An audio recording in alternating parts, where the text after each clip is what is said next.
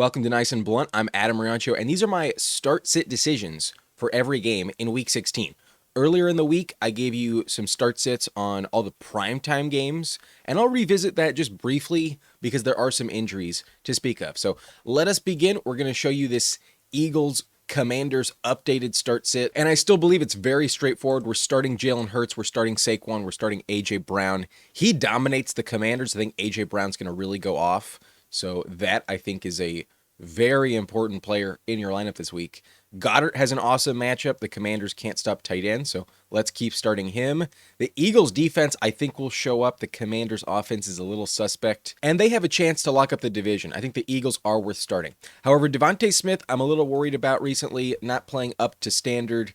He's more of a flex play. Maybe only like 10 points is my projection. But Terry McLaurin going to give you something similar to that. Both are kind of higher end flex options this week. But Chris Rodriguez, I think, will return. He's active, practiced in full. And I think he's the better option at running back. He's more likely to score a touchdown. Last week, JCM played well without him. So Rodriguez, I have clearly in the flex territory. I removed JCM, who is previously right here. And then Mariota is an interesting long shot candidate, but the matchup against the Eagles, a little scary. His tight end Ben Sinnott could maybe pop off with no Zach Ertz. He's due for a breakout game, but who knows, it might not happen this year. Otherwise, I did bump down Debo. I think he's a clear sit. The matchup, I think, is scary. Meanwhile, JCM, now that Rodriguez is back, I don't think is trustworthy. He's been pretty brutal once Rodriguez took over. The Commanders' defense, not a good unit this year. In division, maybe they play well, but against the Eagles, I would rather pass. Dotson's irrelevant, so is Shipley and Bigsby, the backup running backs. Don't have value. Meanwhile, Jaden Daniels is still out. We'll get Mariota, and then Zach Ertz did go on IR. So those are the updates for Eagles Commanders. And then probably more importantly, there are some injury updates that have me changing my stance on this Packers Bears game. We're sticking with the running backs. Josh Jacobs is absolutely a lock in the lineup. Can't bench him, but a little worried. I wouldn't consider him a clear top 10 play this week, but still got to start him. That's a no-brainer. DeAndre Swift is on a heater right now, and it looks like Monangai is starting to get scaled back as Swift gets healthier. He is on the injury report, but that's been the case for a while. I assume Swift is just fine. So definitely start him. We're going to keep DJ Moore in our lineup, especially now that both Rome Odunze and Luther Burden were both ruled out. So DJ Moore going to continue to dominate. I would assume a touchdown reception is pretty likely. Meanwhile, Christian Watson looks good to play, so let's keep starting him. I think he's definitely in your lineup. And then Jordan Love, I think, will step up. This is a interesting matchup, probably more of a shootout, and I think Love throws some touchdown passes. So let's start Love this week. I think a very legit, at worst, high-end streaming option. And then Caleb, I think, is also very legit. I think the Bears win the game despite their injuries. I really trust Caleb Williams. I think this is a good game for him. But Jaden Reed, I think, is a high-end flex option. High chance at a touchdown this week. They're going to need to throw the ball. I like Jaden Reed quite a bit. The Bears matchup is the best you could find in terms of their defense. They're vulnerable against receivers. But I am going to tell you that Colston Loveland is a very high-end flex play. At worst, he's like tight end 12. I do think you want to be starting Colston Loveland more often than not. But tight end is kind of deep this week. There are some good plays, and I do consider Loveland more appealing for sure. I'm much more inclined to start him, but there's a chance that you just don't have the space. There's only 12 tight ends that count, and he's going to be hovering right around that number. So I don't think he'll be like top 8, but he'll be around 10, 11, or 12. But Kyle Monangai, a little tougher to trust. I don't love this matchup, but could easily score a touchdown. He's definitely involved, and with the receiver injuries, they probably run the ball a little bit more. But Zacchaeus enters that flex conversation. Can't pretend like Zacchaeus isn't live to catch a touchdown and play well. So I'm expecting some targets. I do think he's valuable, but a little hard to fully endorse. That is a bit bold to put him in the lineup, but definitely has a path for success. I could also see Cole Kmet play well. I guess I didn't update his name. It says Chicago, but this is Cole Kmet. This is the tight end, the backup in Chicago. Cole Kmet is my long shot. There's a world where he plays well, but I would rather only trust Colston Loveland. Romeo Doubs, the long shot for the Packers, hoping for a touchdown. Odds are it doesn't hit. And then Rome Odunze, not going to play, so can't start him. And then this is not Emmanuel Wilson. This is actually Luther Burden. I also forgot to give him a name, but this is Burden. He's not going to play. Can't start him either. But Emmanuel Wilson, here he is. I wouldn't start him, definitely behind Jacobs in a bad way. Jacobs isn't fully practicing yet, but I think he'll be active as long as Jacobs suits up. I don't think you can start Emmanuel Wilson. And I don't want to start either defense. The Bears, I think, will give up like probably 4 touchdowns like last time. And then the Packers, I think, will lose, give up even more than that. So Packers, no thanks without Micah Parsons. It's definitely not as exciting. And then the backup receivers, Matthew Golden, not contributing enough, not consistent.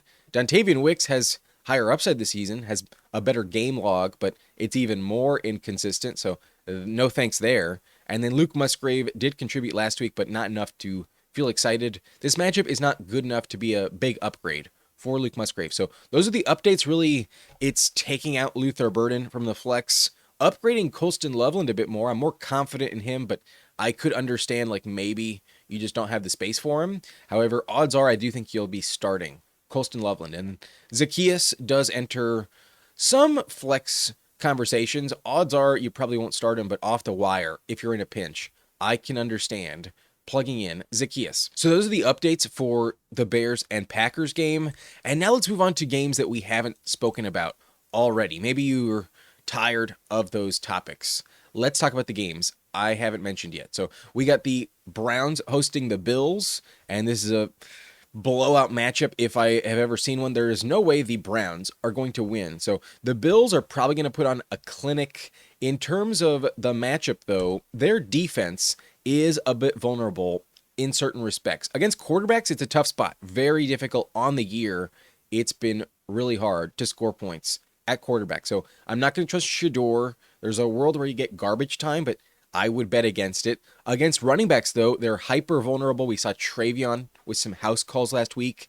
The Browns' offensive line is depleted. However, I still think the Quinshon Judkins matchup is an upgrade worth chasing. Against receivers, it's neutral. So do you trust Jerry Jeudy? I probably don't. Against tight end, it's terrible. However, it is trending a little bit upwards. Last week wasn't indicative of optimism. The Patriots didn't have good tight end production last week. However, the Bills in the last 4 games would rank 21st. They are trending a little bit easier in the last few weeks. We had Mike Gesicki really torch them a couple weeks ago. So good luck there. I think the volume for Fannin, though, kind of makes him matchup proof. And then when it comes to the Browns matchup versus tight ends, it is bottom 10, so negative, but they're kind of given up lately. The Browns defense, I think, has checked out. The wide receiver matchup is also bottom 10. It used to be tougher, so they're starting to check out as well. Against running backs, it ranks 21st this year, but this is where they've really checked out. They're not tackling anywhere near as well.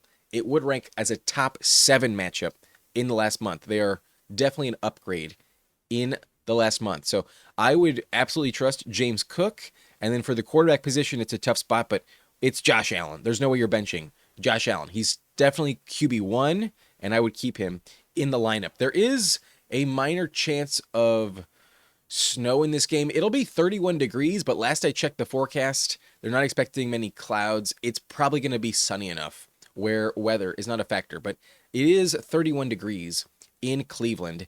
Generally speaking, that's an advantage to the Bills. They play very well in bad weather. So Allen, a lock in the lineup. So is James Cook. This is a no-brainer. He's like a top 5 running back at the worst. However, I do think you can start Quinshon Judkins. Last week was terrible, but the matchup also sucked.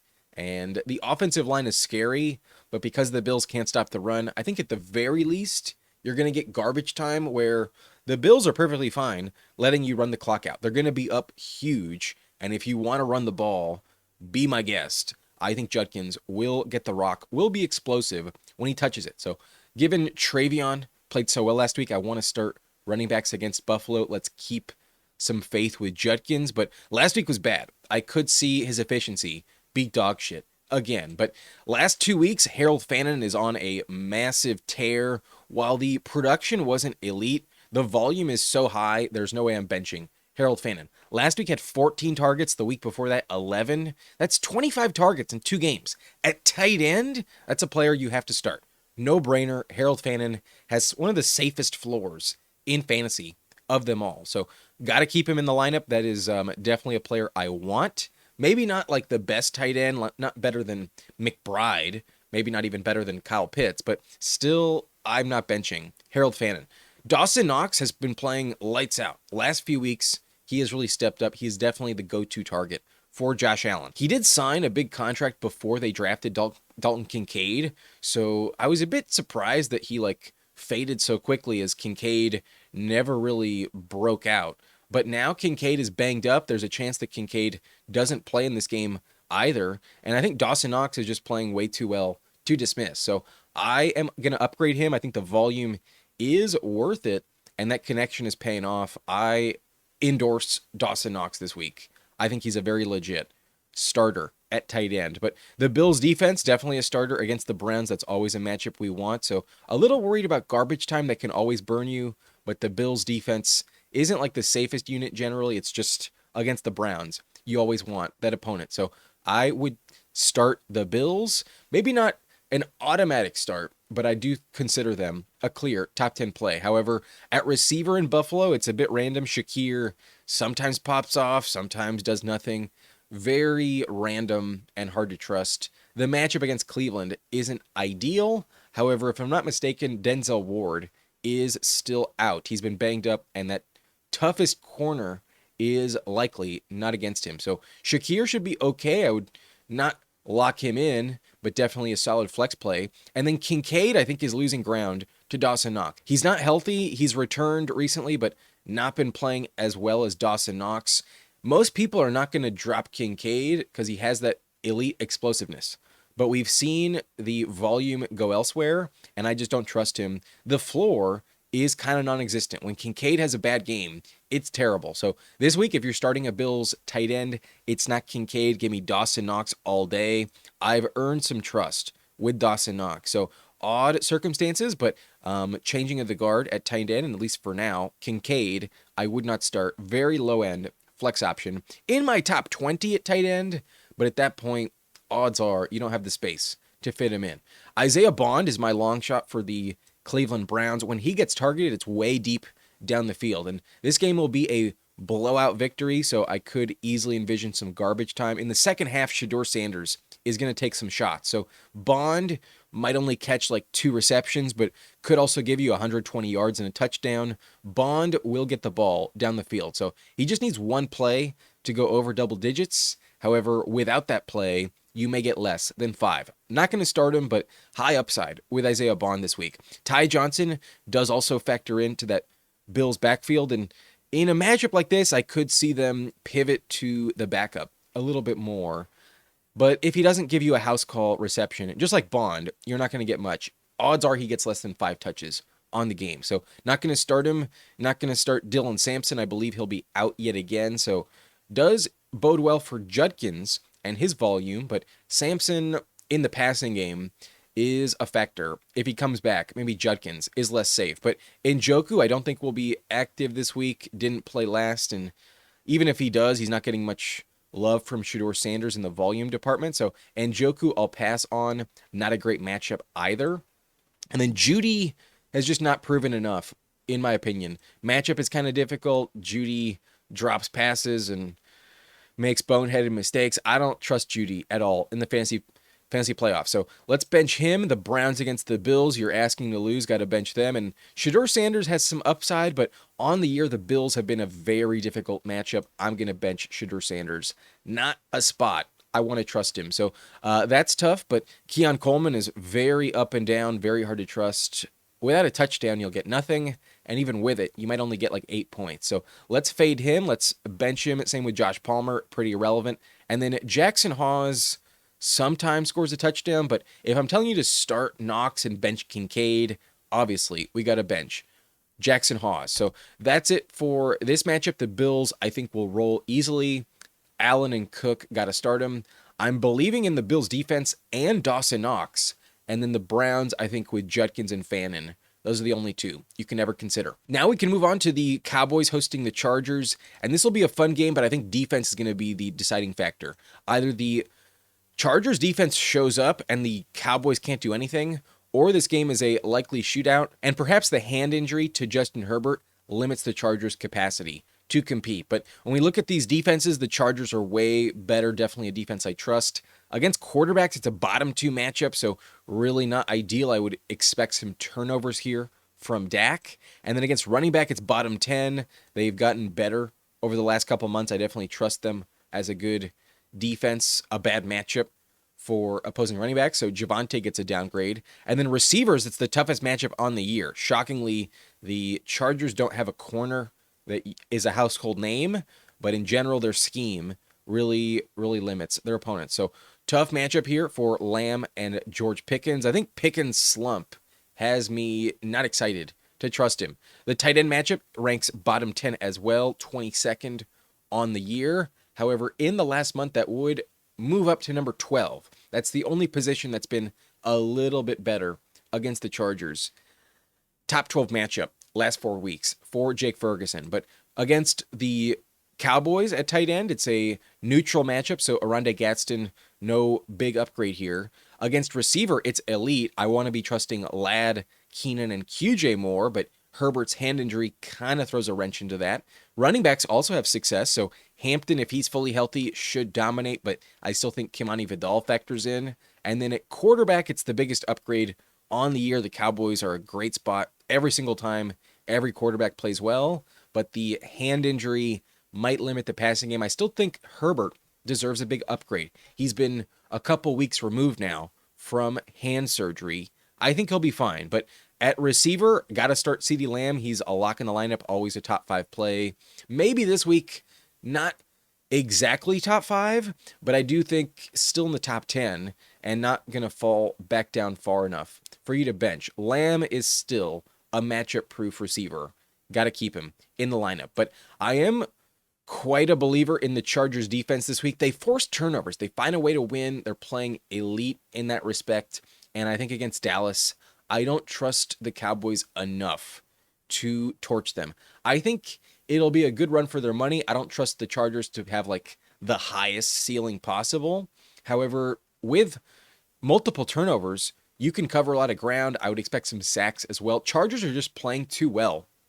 And especially in the way that you want for fantasy, as long as you get turnovers, that's a valuable defense to have. So I think they're a start. I think they're top 10. And I think in terms of my confidence level in all the Chargers fantasy options, I would say the defense is the safest play, in my opinion. That is who you would want the most, who you'd feel most comfortable with in the lineup. That's my personal opinion. Maybe you disagree, but Javonte gets a tougher matchup this week. I would still start him, though. He's been consistently getting touchdowns. The volume isn't really split between him or anyone else, so got to keep trusting him. But Omarion Hampton, I think, has very high upside this week. If not for the split with Kimani Vidal and him kind of slowly getting back to full strength, I would feel way more confident. I think he has top 10 upside this week, but odds are he might not crack the top 15. Even the top 20, I think, is a bit tough to fully endorse. Hampton has not quite looked elite since getting back on the field, but the matchup's good, so I do think he's a legit starter. I would like to have him if I can, but Jake Ferguson gets the only positive matchup this week. The Chargers tight end matchup is trending up right now, so I do think he's worth starting. Maybe more of a low-end option, but I do think he's in the top 12. I would start Jake Ferguson. Ladd McConkey is the only receiver I'm willing to upgrade enough to start this week. Definitely hard to know where the ball will go with the Chargers receivers, but the Cowboys can't stop wideouts, and I still feel that McConkey is the safest receiver in LA to trust. Not always producing big numbers, but in general, the highest target share among Herbert's wideouts. So if we're starting one Chargers receiver this week, it is McConkey, in my opinion. More of a low-end top 25 play, but is worth a start, in my opinion. I would start him. I think he's going to be fine, but needs a touchdown. I hope it works out. A little risky, but I still think it's worth it in this matchup. Dak, though, I think I'm really worried about. This matchup is tough. The Chargers force turnovers, and Dak hasn't had the same connection with Pickens lately. If he gets vultured by Javonte like he has in the past, there are games where Dak just doesn't have the upside. There's a world where he gives you like 10 points with like 2 turnovers and only 1 touchdown. I am a bit worried, I'm not going to lie. So Prescott, definitely downward trends here, I would lower him in the ranks, but probably still in the lineup. Just like Matthew Stafford in a tough matchup last night, odds are you'll probably keep him in the lineup, but it is risky. I'm not going to pretend like I'm excited to endorse Dak this week. I'm definitely worried it could blow up in your face. But Herbert is kind of in the same situation, just the opposite circumstance. The matchup is elite. If you told me a month ago that Herbert was going to play the Cowboys in the fantasy semifinals, I would say that's a lock in the lineup. But the hand injury definitely doesn't help him. The passing game has not really looked well last few weeks. The matchups have been tough. It's not like the Eagles defense is easy to face, nor the Chiefs in inclement weather, but Herbert is still a very good quarterback. So this one's tricky. This one's hard. I think based on the last few weeks, though, if I'm starting one, I think I'm going to stick with Dak Prescott. I think Prescott has a longer track record of success this year, definitely more inclined to feel confident with him. Herbert, it's just the matchup, but definitely some risk. Low floor with Herbert. So good luck if you start him. I think in Superflex, I would definitely do it, but in a 12-team league, not convinced he cracks that threshold in the ranks. So good luck there. Odds are I'll bench him in a one quarterback format. But George Pickens, I'm definitely worried about. I don't know what's going on. He just doesn't have the motivation, not really going for the ball lately. And this matchup is terrible. Definitely a bad one. So I would consider benching him. I don't think he's a safe play at all. And I think just like Keenan and Quentin Johnston, it is a bust game waiting to happen. QJ, I think, has the highest upside between him and Keenan, but Keenan is a safer floor play. And then there's also a world where Keenan gets the start and Quentin Johnston does not. QJ is limited in practice with a groin injury, but did not play last week. And against the Cowboys, not totally convinced they need him to win, but definitely ideal circumstances if he does. So upgrade him if he's active, but probably not enough to start him. High upside, but feels too risky, especially with Herbert's hand injury. So good luck with that. Kimani Vidal is my long shot. Not trusting him to start, but a good matchup and still getting volume. Could definitely score a touchdown if he's on the field at the right time. So good luck there. Only in DFS would I consider it. But then the Cowboys defense, if they have any shot to win this game, it's because their defense steps up. But in general, their defense is ass, and I wouldn't trust them at all. The floor is non-existent, despite some upside, even against Herbert. I don't trust them at all. And then Gadsden, I think, is tempting because he's had some elite games this year, but the last few weeks have been brutal in the passing game, and I'm not going to trust the tight end for the Chargers. This matchup is an upgrade for receiver, so let's not consider Gadsden a safe play. He's interesting. I would understand like the argument for it, but at the end of the day, tight end is kind of deep this week, and he's not going to crack my top 16, barely inside my top 20. There's just too many good options otherwise to trust, and the volume is a little shaky at the moment. So Gadsden's talented, but the rookie is quickly faded. I am not endorsing Gadsden this week. I would keep him on the wire, or at least the bench. I'm not going to start him in week 16. But Trey Harris, not getting enough routes or snaps to trust. Tempting down the stretch. I could see him factor in the playoffs, especially if Quentin Johnston is inactive, but not going to start him. Good matchup, though, if QJ is inactive. But Flournoy steps up, but only if Lamb is inactive, so not going to start him, but could be an interesting dark horse. I almost put him as the long shot, but no, I'm going to pass. The Chargers matchup is tough. And then Jalen Tolbert, never involved enough. Neither is Kevontae Turpin, but is speedy, could have a house call. And then this should be Malik Davis. I also fucked up on the name. Didn't edit it in time. But this is Malik Davis. I'm definitely benching the backup running back in Dallas. So that's it for this game. I am trusting the stud Cowboys, but definitely worried about Dak and Pickens in a very tough matchup. And then upgrading some Chargers, but a little reluctant to feel like they're locks in the lineup. I'm telling you to start them, but they are a bit tricky at the end of the day. Generally a random distribution of the ball in LA every week. But now we can move on to the Titans hosting the Chiefs. And this is a very interesting game because I genuinely feel like the Chiefs are demoralized after losing Patrick Mahomes. There's no way they're a better team with Gardner Minshew. And there's also a bunch of injuries that are cropping up all of a sudden. So the Chiefs defense, I don't think will play out of their mind. I kind of feel like they might be tanking for a better draft pick. So against quarterbacks, it's a tough spot, but Cam Ward is never a player trusting. Against running back, it's tough, but right now Tony Pollard is playing insane, so maybe that doesn't matter. Against receiver, it's a tough matchup on the year, but trending up at the moment. They're without Trent McDuffie, and in the last month, this matchup does rank top 10. The Chiefs' secondary isn't really stopping anyone very well. So I am interested, but the Titans offense is just so ugly. Maybe it doesn't matter. And then against tight end, it's a tough spot, but the Titans actually only move the ball with the tight end position. If it's not a run, they usually throw it to the tight end. So that'll be interesting. Meanwhile, the Titans are an upgrade across the board, a top 12 matchup for Travis Kelce. In the last month, it would rank top 4. So I think he's definitely a player I would keep starting.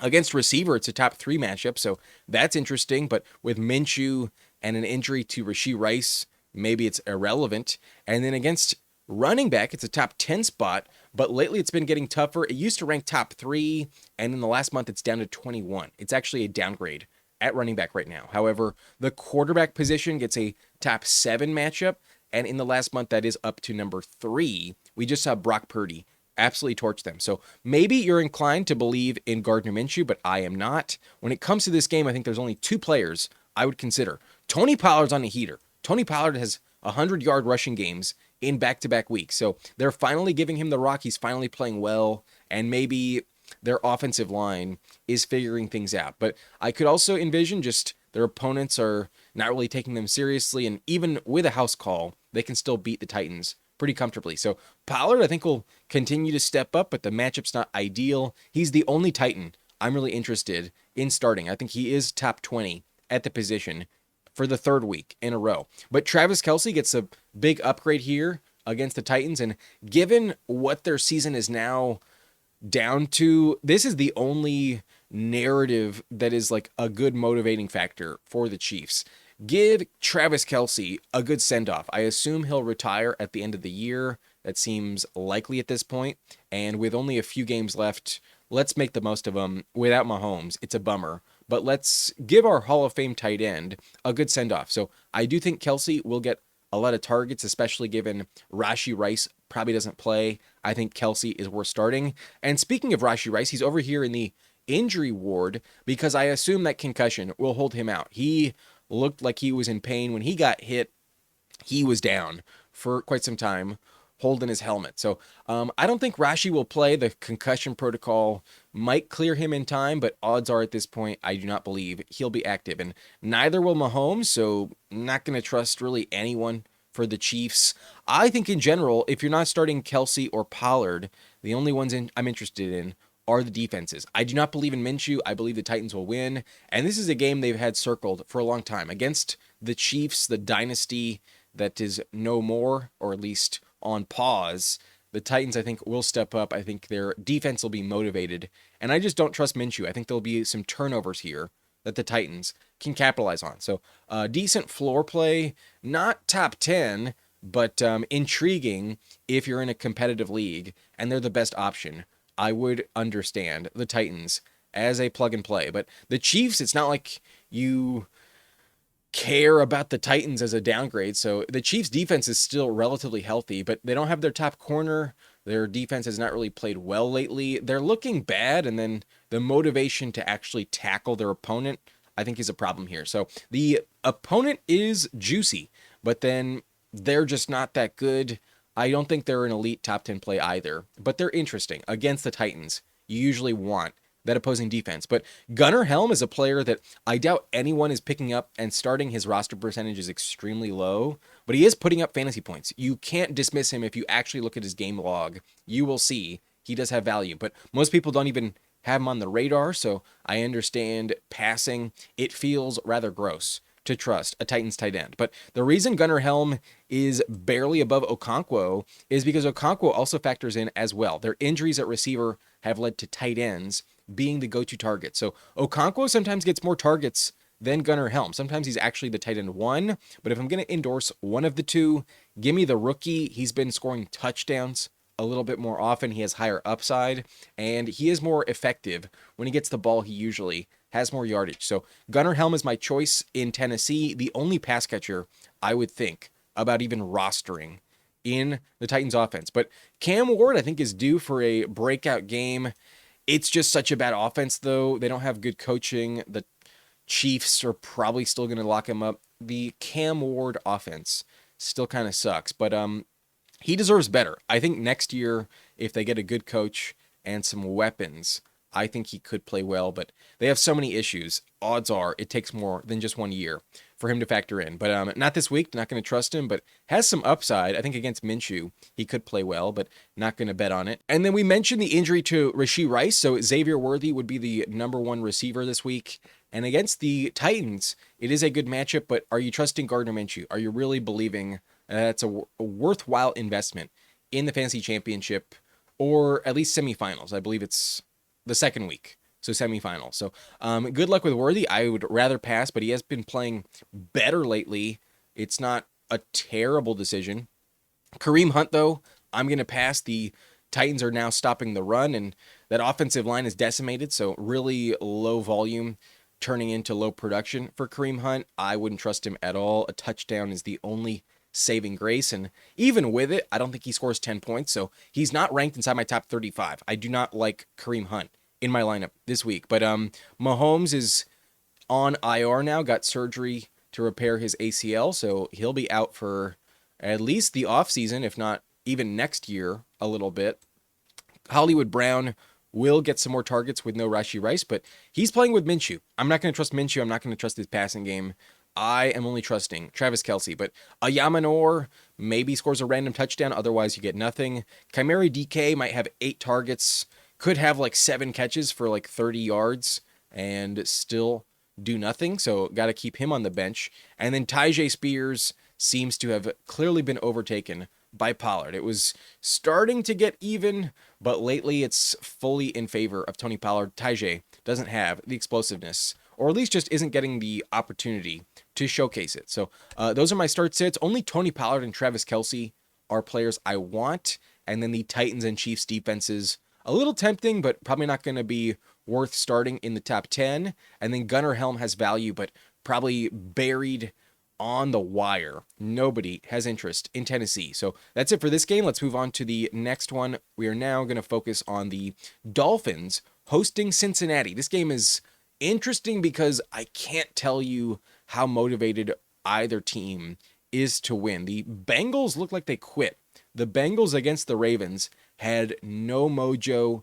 They were flat from kickoff, and they put up a bagel on offense. And Joe Burrow is sounding very uninspired, like he could consider retiring, honestly. This feels like Carson Palmer 2.0 in Cincinnati. So, very disappointing, shameful circumstance. And then with the Dolphins, they just benched Tua. His career might be over, at least with the Dolphins. I can't envision him coming back. And they're going to pivot to Quinn Ewers. So not really dying to trust either offense, but this game is in Miami. Weather's a factor. It's going to be very hot and humid in Miami. A temperature of 82 degrees in Miami this week. And I do think that's a minor advantage to the Dolphins. We've seen teams come into Miami in inclement weather and just totally shit the bed. Even the Bills do qualify in this category. So this will be hard to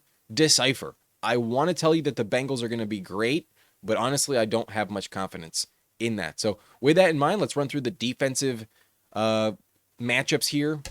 We have the Bengals defense as an elite spot for quarterbacks. It's trending down lately, though. Their defense is playing better. It would rank as the 10th best matchup, so still an upgrade. But against Quinn Ewers, yikes. I don't know about that. Against running backs, it's the best matchup on the season. In the last month, it ranks 21st, so that would be bottom 12. However, Devon Achane is pretty matchup proof. Let's keep starting. Devon Achane. But wide receiver is a tough spot against the Bengals, a bottom 5 matchup this year. If we look closer, last month it's even worse. It's bottom 2. They are not giving up an inch to the receiver position. So with the quarterback change, good luck there. I don't know about Jalen Waddle this week. However, tight end on the season has been the best matchup.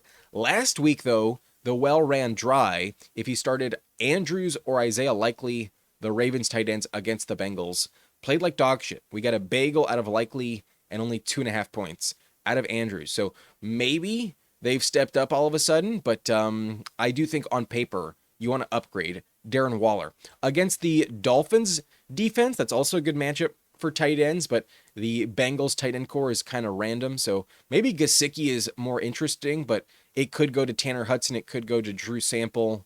I don't know if I feel good about starting a Bengals tight end. So that I think I'll pass on, but the matchup's good. Receiver gets a tough spot against the Dolphins, but the Bengals receivers are elite and matchup proof, so who cares? And then running back gets a neutral spot against the Dolphins, but in the last month, it's actually bottom 3. This would rank number 30th in the last 4 games. So very tough spot actually for Chase Brown, but he's also kind of matchup proof. So let's keep starting him. And then Miami is a good matchup for Joe Burrow, but if we look closer in the last month, it's down to 26th, and that's a bottom 8 matchup against the position. So this will be a weird game.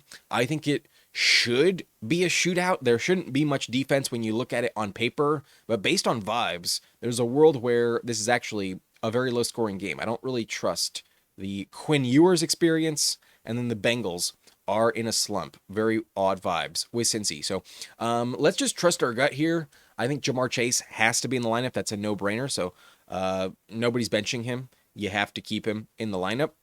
Devon Achane also got to keep him in the lineup. If you're worried about the Quinn Ewers situation, don't be. Last year when Tua was inactive, for the first week or two, there was a learning curve, definitely some bumps in the road, but Achane was the only player that stayed viable. And then after a couple games, Mike McDaniel found his groove, and then the offense took off, and Achane was back to elite. So Achane, I think at worst, will be like a top 15 running back, but still worth starting. Maybe not going to play elite with Ewers. That offense could be weird, but against Cincinnati, it's not a downgrade enough to panic. Keep Achane in the lineup. I'm also going to keep starting Chase Brown at the moment. I don't know what the status of T. Higgins is. We'll get to him in a second, but Chase Brown, whenever T. Higgins doesn't play, gets elite target share. 7 receptions is kind of like a decent bet to make. So that's going to keep him afloat, especially in full PPR. Chase Brown has to be in the lineup, but the Dolphins are stepping up against running backs. Not enough to fade, but a little concerned just about this offense in general. So let's start Chase Brown. I hope he doesn't blow up, but I think it'll be okay. And then Darren Waller had an insane game last week, but that was with Tua. To tell me you know exactly what will happen with Quinn Ewers is a lie. You can be hopefully optimistic based on the matchup. You want to start Waller, but I was so convinced last week on Isaiah Likely, and it completely blew up in my face. So good luck. The well ran dry, but odds are it's going to be flowing yet again. This has been a gold mine all year. The Bengals can't stop tight ends, and Waller is the go-to target in the red zone. So I don't expect that to change. If the Dolphins offense can get near the goal line, expect Waller to get a target again, and odds are he still even moves the chains, gets plenty of targets with Quinn Ewers. So I'm going to still start him. I think the argument to bench him is easy to dismiss, and despite my red flags and concerns, I don't think I can bench Waller against the Bengals. That defense is still too exciting to fade, but T. Higgins, I don't think will play. T. Higgins has been limited in practice, but his concussions looked pretty serious a couple weeks ago. It felt like he had 2 against the Bills. He went into the blue tent, came back, and then had another one. So I'm not so sure what's going to be the status of T. Higgins. We've seen players miss multiple games with concussions this year. Last week he didn't play, and I think they're going to be cautious. There's really nothing for them to play for anymore, and I don't see why they would risk it with T. Higgins. He has a massive contract, and there's maybe some incentives keeping him wanting to play. However, for the sake of re-injury, I think it's more wise to keep him off the field. Maybe he'll play regardless, but if he's active, I would start him. Definitely start him if he's active. But I don't think he'll play. I'm definitely worried about it. And right now, we don't have enough clarity to tell you for sure. So I am telling you to bench him right now. I don't think he'll play, but if he's active, he would rank in my top 20, and I would start T. Higgins. Always got to start him, especially if Joe Burrow is the starter. So his status, I think, is completely contingent on T. Higgins. If you tell me T. Higgins plays, then I think Burrow is more tempting, much more valuable. But I think he's just a flex option. I barely have him in like the top 16 of my rankings, and there's definitely a lot of risk. Last week was bad. It's not like the Ravens were a super difficult matchup. He's just not feeling it, and he played like shit. So he's contemplating retirement. It sounds like he's going to quit on the team. It sounds really, really off in Cincy. So that's where I'm worried. I just don't feel like the vibes are good enough to believe in. But he's still Joe Burrow. I understand the argument of like, why would you even think to bench him? It is hard to gauge the situation, but I don't think he's a top 12 quarterback this week. I think the risk is absolutely a legitimate factor worth worrying about. If we remind you, this matchup against Miami would rank bottom 10 in the last 4 games, down to 26th last 4 weeks, not 12th like it is on the year. So good luck with him. I'm worried about it, not going to lie. And Jalen Waddle, I'm also worried as well. The Bengals stop receivers, second toughest matchup last month, so Waddle should be downgraded. And then we have to make the pivot to Quinn Ewers. Good luck. You do not know for sure what will happen. And if it works out, maybe I wouldn't be that surprised. Like, Quinn Ewers can still throw the ball. Odds are he'll hammer the best target as much as possible. But those might not be catchable. I don't trust Ewers at all. And at the end of the day, he's a 7th round pick making his rookie debut. It's going to be ugly. The Waddle argument is pretty rough this week. So good luck there. I would rather bench him, but still in the low-end flex conversation. And for all those reasons, I think the Dolphins defense are an interesting dark horse. The Bengals played like shit last week, and the Dolphins have the heat and humidity advantage. Maybe the Bengals are very, very fatigued. That could be interesting. And then the Bengals get a rookie quarterback making his debut, a 7th round pick that is nowhere near the caliber of Brock Purdy. So Bengals are also interesting. I think the defenses are interesting long shots here, but neither is good. Neither has a good defense. So it also feels very disgusting to trust. This is a weird game. I can't tell you if it's a shootout or neither offense looks viable at all. So weird game. Good luck there. Quinn Ewers, though, I would never start. That'd be asking to lose. And then Tua is done for the year, so got to keep him on the wire. Gesicki could have a great game, but to predict the accuracy of the Bengals tight end room is very, very random. Watch you get burned because Drew Sample or Tanner Hudson vulture you. I don't think Gesicki is safe, but did have a 20-point game a couple weeks ago in full PPR. There's a world where he gets peppered with targets. Andre Yoshivas is never a safe play. If T. Higgins doesn't suit up, even then, I wouldn't upgrade him enough. Maybe a touchdown, but nothing else with Yoshi. Samaje Perine might factor in if it's garbage time, but not a safe play at all. Malik Washington gets a tough matchup, and with Waller back, he's quickly faded into obscurity. Jalen Wright, maybe a vulture touchdown, but that could also go to Ollie Gordon. If Achane is active, don't start. A backup. Dolphins running back. So that's it for this game. Good luck knowing exactly what will happen. But I think in terms of studs, Jamar Chase, Devon Achane, and Chase Brown, got to keep starting him. And then Darren Waller in such a good matchup. Let's keep him in the lineup as well. But I could also see all of them shit the bed. I could see this game be terribly ineffective. But odds are Jamar Achane and Chase Brown do show up. Now let's pivot to the Saints hosting the Jets, and this game is likely a blowout in favor of the Saints. I think the most obvious start in terms of defensive upgrades this week is the New Orleans defense. Getting Brady Cook and the Jets is the best spot you can find. The Jags did give up some garbage time last week, but the Saints I don't think will score as many points, and I don't think they'll take their foot off the gas as much in the second half. So in terms of their defense, the Saints are a tough matchup for quarterback, would rank 24th on the year, but the last month it's down to 29th, so they're going to really limit the opposing quarterback here, and that'll completely cripple the opposing offense. So I don't think this running back matchup is going to be good for Breece Hall. If anything, that offense just limits them so much. So I trust the Saints to stop Breece Hall. I also trust them to stop all the receivers. Maybe A.D. Mitchell does contribute in garbage time, but it has been a bottom 10 matchup against receiver this year against New Orleans. And then against tight end, it would rank 19th. However, in the last month, it ranks 30th. It's a very, very difficult spot. So against quarterbacks and tight ends, the Saints are stepping up. It's not an easy matchup at all. For the Jets defense, though, against tight end, that's probably the only spot they're good at defending. So maybe Juwan Johnson isn't elite. However, we'll get to him. I still think he's interesting. Not going to lie. But receivers, minor downgrade here against the Jets, but their defense was still kind of relying on those Sauce Gardner stats. They've been pretty easy to throw against as of late. Just ask Trevor Lawrence last week. But some of his touchdowns went to running backs. Maybe that's indicative that receiver doesn't benefit. However, that running back position has the second best matchup on the year. And if we look closer, it would rank as the best, like by far and away, the best matchup in the last month. So an elite spot here. However, it feels a little bit wasted because Devin Neal just went on IR. And then quarterback is also an elite spot. We just saw Trevor Lawrence drop 40 plus points on the Jets. So interesting matchup here. The Jets defense doesn't do anything, but the Saints, I think, are going to be awesome. So against Brady Cook, absolutely lock in the Saints.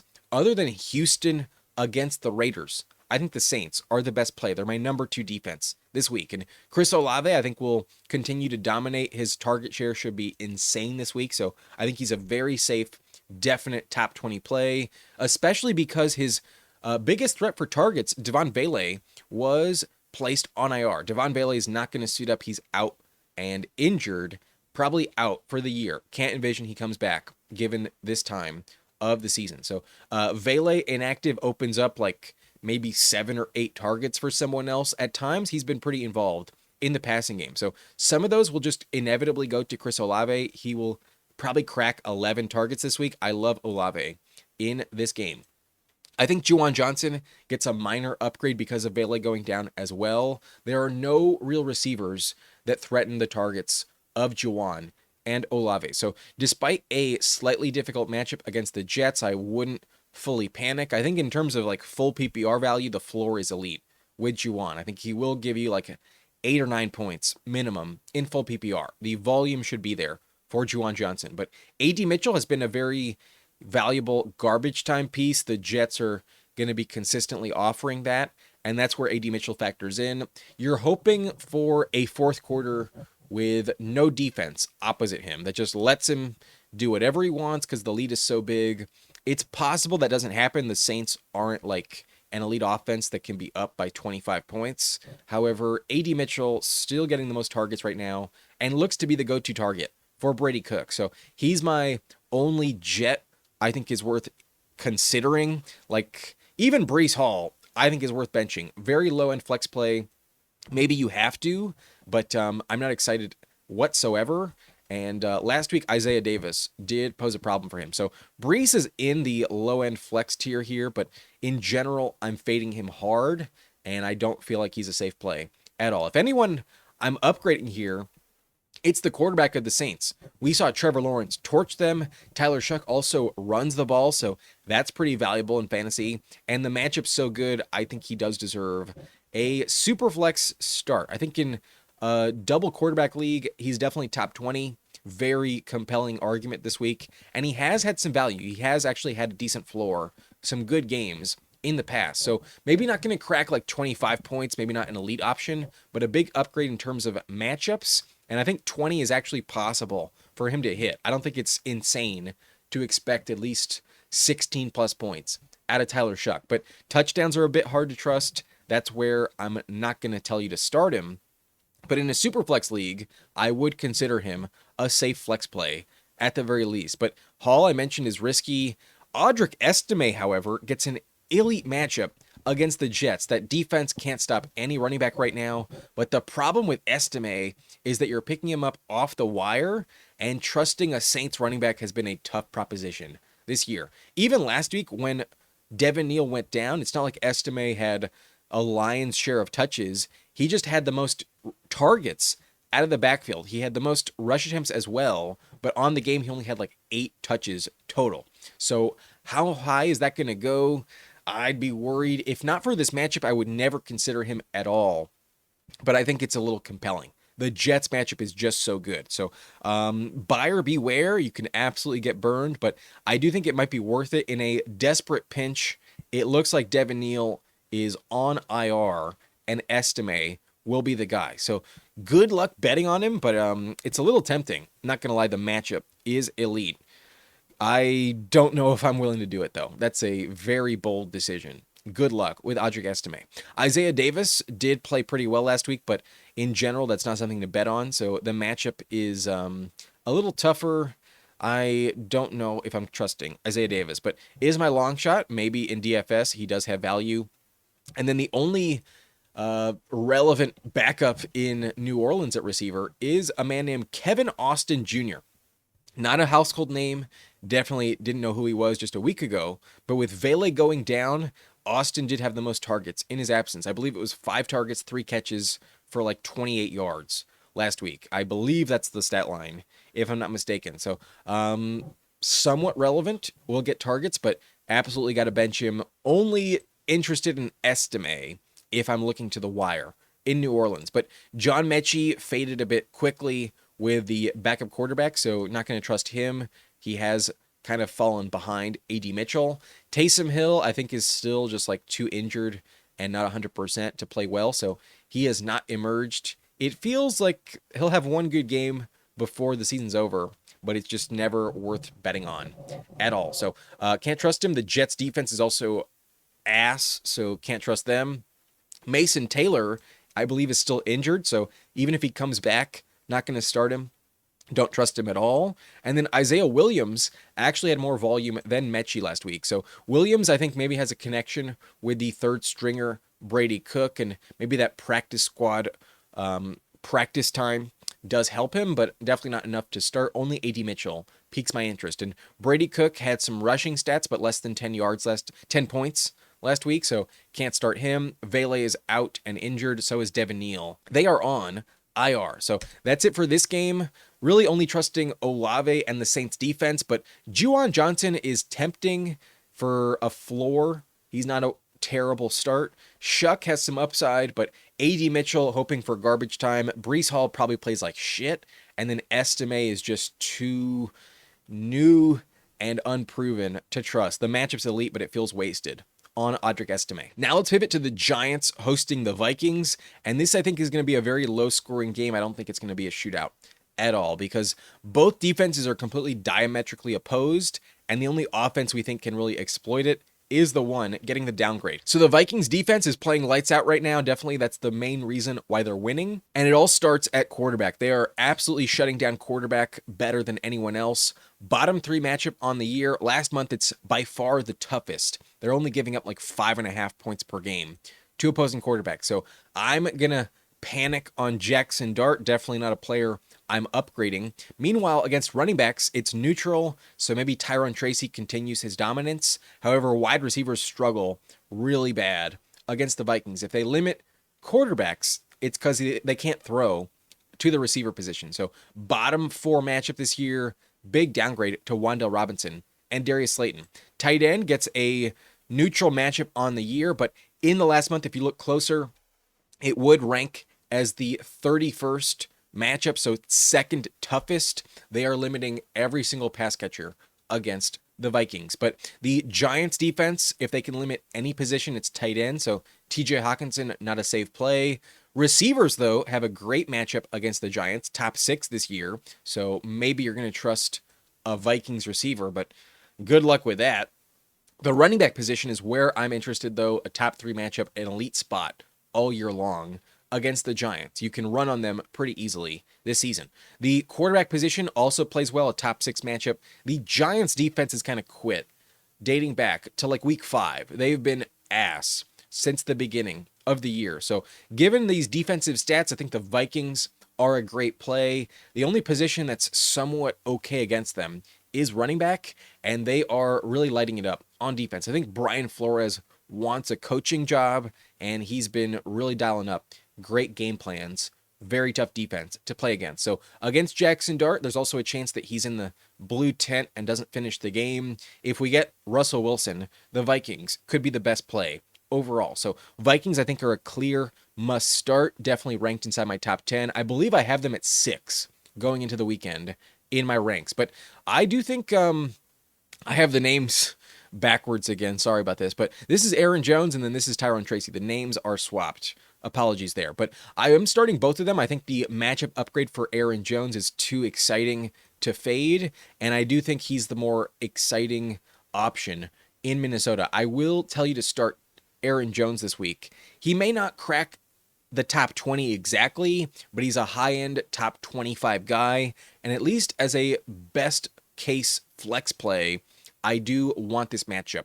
I do trust Aaron Jones this week, but there's a world where he gets vultured by Jordan Mason. If it happens, it is what it is, but I want this matchup. I'm willing to take that risk. And then last week, Tyrone Tracy played so well, I would keep him in the lineup. The matchup's not easy, but if there's one position that can step up and the Vikings do let you have success with, it is running back, and Tracy really emerged last week. So I would keep him in the lineup. If he helped you advance, let's start him again. But just like Aaron Jones, might not crack my top 20, but gonna hover right around there. And I do think they're worth starting. Some high upside. At the least, they're elite flex plays this week. But Wan'Dale, I'm very worried about. Still in the flex conversation because he can give you so many targets and catches. Even with like 30 yards, you might get 10 full PPR points. He might have 7 receptions for like less than 40 yards this week. Wan'Dale still has a good floor, generally speaking. He's a safe play. So terrible matchup, big downgrade, but still an interesting flex. Theo Johnson, though, I am probably going to bench. Odds are I don't think he's worth it. This matchup is really trending poorly as of late.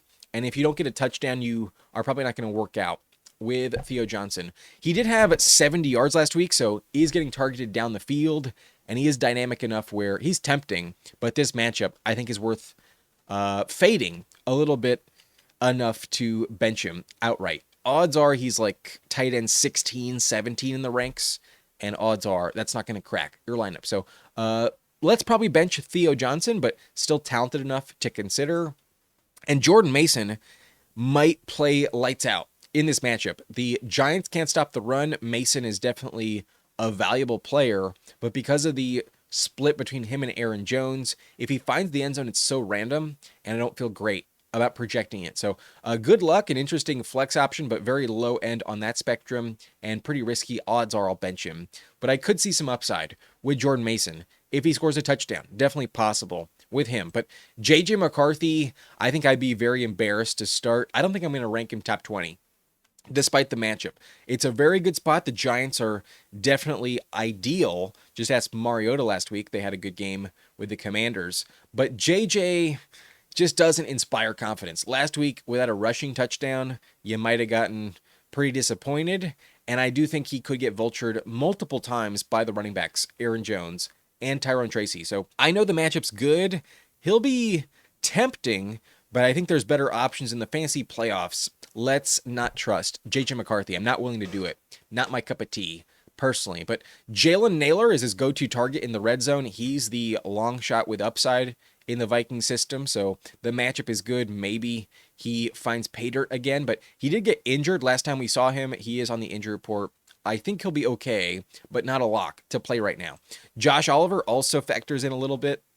He also scores touchdowns randomly, so the value that J.J. McCarthy has provided this offense goes to the wrong players. The fact that Oliver and Naylor have scored more touchdowns in the last few weeks than everyone else combined is bullshit. So that's why I'm benching Justin Jefferson despite an upgrade in terms of matchups. I don't care. Jefferson is unstartable, and if you had him, there's no way you made the playoffs. If you somehow are still alive in the semifinals with Justin Jefferson in your starting lineup, you need to send me a screenshot. Send it to niceandblunt@gmail.com. I would love to see it. I don't believe it.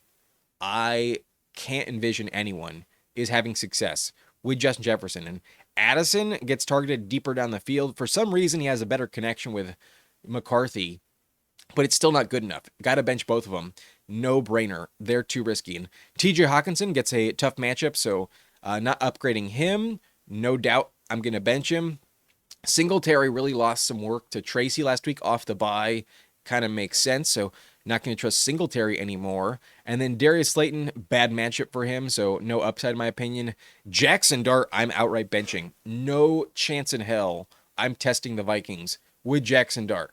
Odds are he's going to get a little bit frustrated and start to scramble. Odds are he's in the blue tent again, and it wouldn't shock me at all if he doesn't come back in this game. I think he's due to be ruled out before the game's over. He always gets hurt, always gets checked on, and he seems to come back, but at some point it's not going to be the case. I think he is a big liability this week. Very low upside against the Vikings, and then always a lack of floor with the injury potential. So good luck. I don't think it's worth it. I would bench him. Giants defense is really checked out. So against McCarthy, it's tempting, but I think I'll pass. I think Kevin O'Connell will find a way to torch him. And then Daniel Bellinger not getting enough volume to trust either. So that's it for this game. Trust the Vikings defense. They're an elite play. Otherwise, the running backs pique my interest. Aaron Jones and Tyrone Tracy, I think, have value. But then Wandale, terrible matchup, big downgrade. Theo, I wouldn't trust as much either, but could score a touchdown. And then Mason also just hoping for a touchdown with him. But if you have Jackson Dart, you can't start him. Got to bench him this week. Now let's move on to the Panthers hosting the Buccaneers. And this will be an interesting division game. And I think if either of those games are going to be a shootout, it's going to be this one, because the Buccaneers can basically lock up the division if they win this game. It's going to be extremely unlikely that the Panthers win the division if they lose this week. They need to basically sweep the Buccaneers because they lost to the Saints last week. Their division record is not good enough to have a tiebreaker if they lose this week. So I want to believe that the Bucs offense is still a really dynamic, really elite upside type of play. If the Panthers are going to win, then they're going to have to match them on offense. And I definitely think it's possible. If we look at the Buccaneers defense, they're a sieve at the moment, an elite option in terms of matchups for quarterbacks, top 3 this year. We just saw Kirk Cousins absolutely blow them out. In terms of fantasy points, he was awesome last week. So Bryce Young gets a big upgrade this week. Against running backs, it's top 10 as well. So I do trust Rico Dowdle, maybe Chuba Hubbard also contributes. And then against receiver, it's neutral this year, ranks 16th. However, in the last month, it's down to 20th. They're kind of more vulnerable in other respects. But against tight end, we just saw Kyle Pitts dominate. And if you look at the last month, they are the best matchup on paper. Obviously, that game skews the stats. But on the season, the Bucs have been a good spot in general. So I do think the Panthers offense can exploit the Bucs defense. Their defense sucks. And Todd Bowles, not really a great coach, if you ask me. But against the Panthers defense, tight ends have had some success this year. It ranks as a slightly above average number 14 matchup. Last month, though, it ranks bottom 6. It's down to 27. And maybe Kate Otten in his return is not a player to trust. But against receiver, the Panthers are a bit tougher. Definitely a bottom 10 matchup this year. Last month, though, it's up to top 12. They've given up some points to the position. So Evans, I think, will be fine. I'm not going to panic. But J.C. Horn is sometimes a tough corner to worry about. Running back, it's a top 12 matchup, but it's trending elite at the moment. Last month, the Panthers have allowed the 4th most points to the running back position. So I think they're a good start. I think Bucky Irving gets a very big upgrade. As long as he's not vultured by Sean Tucker again, I would trust Bucky Irving. But quarterback is where I'm a bit worried. Baker gets a downgrade. The Panthers do limit opposing quarterbacks, especially with their set of corners. J.C. Horn can pick you off, and they have a good game plan, a good scheme. They are a tough defense to throw the ball against. So this will be a tough game to project, but I think odds are it's more of a shootout. I believe that the Bucs offense will play well, and at the moment, I do believe they're trying their hardest to give Mike Evans as many yards as possible. I don't expect him to crack 1,000 yards, but if it's going to happen, he needs to average like 285 yards per game, and I think Baker will give him a chance. I think Evans will go over 100. Not going to crack 200, but I think Evans will get enough targets where he's a lock in the lineup. He played so well last week, and despite the loss, he's still the go-to target in that offense. So the collarbone injury isn't holding him back enough. He's healthy. He's good to go. He will play well yet again. So I would envision at least like 13 points from Evans. If he finds the end zone, he could go well over 20 points. Bucky Irving gets an awesome matchup here. The Panthers cannot stop the run at all. Just ask the run game of the Saints last week, they were still pretty effective. And Bucky, I think, will look better than he did last week. He looked good to start the game, but for whatever reason, they went against him. And on the goal line, they gave the ball to Sean Tucker. So that was really unfortunate, very frustrating with Bucky. But I still think on talent alone, you can't fade him. Got to keep starting him in the lineup. Rico Dowdle, I don't know why I don't have the wrong names here. It's not Evans. This is definitely not Mike Evans. This is Rico Dowdle. I apologize. I thought it was correct when I set it up. But Rico Dowdle, I would definitely start. The Bucks defense doesn't scare me. Top 10 matchup for him. And he's had the biggest explosiveness of like anyone this year. Some elite games from him. I'm definitely going to start him. In the fantasy playoffs, if he got you this far, keep him in the lineup in a good matchup like this. But Ted McMillan gets a good matchup as well. The Bucks are allowing some good stats this year, and I do consider it an upgrade. So let's put Tet in the lineup. Definitely expecting the most targets out of him.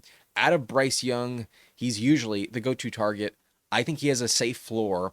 In an upgrade this week, in a likely shootout, I think you want Tet in the lineup. However, Baker Mayfield in a tough spot here is more of a flex play. There's good quarterbacks, a lot of viable starters this week, and based on name value, it's hard to bench him, but I think he's going to be lower in the top 15. I don't think he's going to be top 10 this week. The Panthers defense is tough, and despite him getting his receivers back, I could see him limited in terms of touchdown production. I could see him vultured on the goal line by running backs a couple times. So good luck with him. It feels odd to bench him, but he just hasn't been that MVP caliber player since like early October. It's been a while since we've seen Baker play elite. Even in fantasy, he's fine, but not the same anymore. So I think he's going to give you like 20 or so points, but not that much more than that. I think the Panthers will step up. Their season's on the line, and I think they try to limit Baker best they can. So a downgrade for sure, but still probably a high-end flex play. And then Chris Godwin, I think, is worth starting as a good flex at receiver. Last week had a touchdown and a 2-point conversion, so his role in the red zone is pretty safe to project. He's still a lock to catch the ball. Like, it's really rare that you throw it to Godwin and he drops it. That's not the same case with Egbuka, though. So I have Egbuka a tier below. I would rather bench Egbuka if I have Chris Godwin. I think Godwin's the safer play, more of a top 30 receiver. Meanwhile, Egbuka is like close behind him, but not as safe of a start. Egbuka's been in a big slump, and the touchdowns just aren't hitting anymore. So last week he was okay, had 64 yards, but left a lot of meat on the bone. He could have had more, also had some drops. So that's why I would fade him a little bit. I would trust Godwin more than him. But to be honest, my favorite play in this game is Jalen Coker. Coker's on a tear. Last 2 games for Coker has a touchdown in both of them. And then this Bucks matchup is good. I think he'll continue to contribute. I believe he'll have a good game. He's been catching a lot of the targets that have head his way. He's a very reliable target. And now that he's healthy, off the bye especially, last week was indicative. I think you can start to trust Jalen Coker. Very few people have picked him up off the wire. He's still kind of off the radar, but I believe he's a good plug and play, a legit flex option, definitely going to be ranked inside my top 35 this week. So I think he's a legit play, maybe not going to crack everyone's lineup, but if you're looking for a piece off the waiver wire that you need, Jalen Coker is my go-to option. I believe he will play well. Jalen Coker, I think, is going to have a good game. But Bryce Young will have a good game if Coker does step up. I like his upside here. That Bucks matchup is awesome. And we have seen Bryce Young at times look really good. There was that 400-yard game that was also in division against Atlanta a few weeks ago. And the Bucks just don't have the defense to make you panic. So Bryce Young has no floor. Obviously, he's risky, but the ceiling, I think, is very high this week. I think he could crack not just 20 points, but if he also starts to run the ball like he has in the past at times, he could go over 25. I could see Bryce Young have a great game this week. He has the potential to do it, and in a must-win, I think he'll step up. The Bucks defense isn't good enough to have me worried. So Bryce Young is very interesting. If Coker does contribute with another touchdown, that's where I think Bryce Young will go over the top. That's where I think he's an interesting high upside play, but it is risky. Not going to pretend. like it's not. Sean Tucker had a vulture touchdown last week. It could definitely happen again. They do like him, but to bet on it feels gross as fuck. So let's fade him. Definitely just a DFS option, nothing more. And then Chuba Hubbard at times factors in, but has lost his job to Rico Dowdle. I wouldn't trust him at all. Just like Sean Tucker, just a vulture candidate. Not much more than that. But I envision a shootout in this game. I think the Panthers defense is a must bench. The Bucs offense is pretty good off the loss to the Falcons. I think they'll play well. With Evans healthy and McMillan, that passing game is scary. So Panthers, don't think they have the upside this week, but is possible they're a good start. In division, anything can happen. And then the Bucs also going to bench him. They've played so dog shit lately. Their defense sucks. I wouldn't worry about them as a matchup. So got to bench him. Don't trust him at all. And then Cade Otton has returned to practice. I think he'll play this week. Was inactive last week, but not a great matchup for him. A bit tricky lately. So going to fade him. Going to bench him. McMillan returned to the lineup. Almost had a touchdown, but was tackled at the 1. And if not for that, you're getting very low value. He's not getting the volume as the 4th receiver in this offense. So can't trust him. Even Tez Johnson factored in. So just don't want to bet on it. And then Rachaad White seems to be behind Sean Tucker now. Can't start him either, even in a good matchup. But Tommy Tremble gets a interesting matchup here. Sometimes factors in alongside Jatavian Sanders. Got to bench both Panthers tight ends. And then Leggett on occasion factors in. But right now it looks like Coker has overtaken him. So not going to start him. I don't think it's worth it against the Buccaneers. But that's it for this game. I think if you have Evans, he's now a lock in the lineup again. Bucky Irving, I'm still going to trust. A great matchup for him. Tet gets an upgrade. I think he's a safe play. But Rico Dowdle, I think, has the highest upside of anyone in this game. Obviously, the name below him, though, says Evans. And this is Rico Dowdle. Definitely start Rico Dowdle. But maybe fade Baker Mayfield.